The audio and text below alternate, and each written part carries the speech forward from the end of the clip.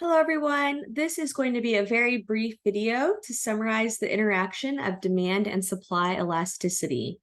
We've looked at several examples of supply and demand. We've looked at deadweight loss and a lot of various surpluses, but now we want to see how demand and supply elasticity interact. And the questions we're asking is what would happen if we varied the elasticity of the supply curve as well as the demand curve? And we want to compare the elasticity of demand with the elasticity of supply. We know that when the demand curve is more inelastic than the supply curve, that consumers will bear more of the incidence of the tax or the burden. When that supply curve is more inelastic than the demand curve, producers will bear more of the incidence of the tax or the burden. And if both are relatively inelastic, then deadweight loss can be minimized. So here we want to look at a realistic example, and we're talking about a mushroom market that starts with an equilibrium price of $18 and an equilibrium quantity of 60 mushrooms. This is going to be our E1.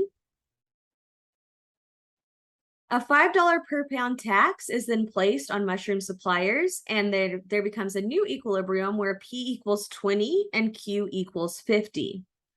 We want to calculate tax incidence, deadweight loss, and tax revenue.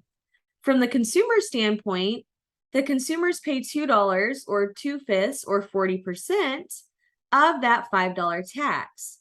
Consumer incidence is the $20 new equilibrium minus that $18 old equilibrium times 50 or $100.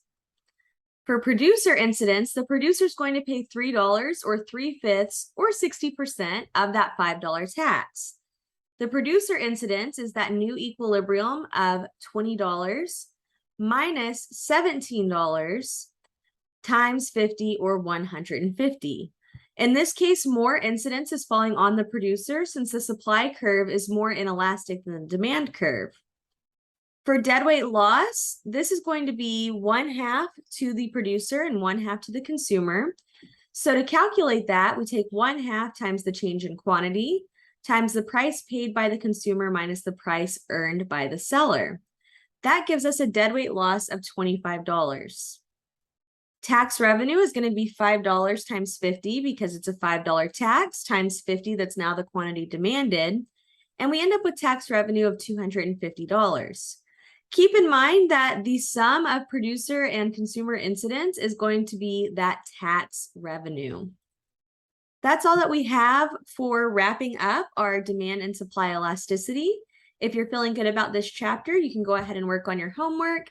If you have any questions or need any help on any of the concepts, please feel free to reach out. Thank you.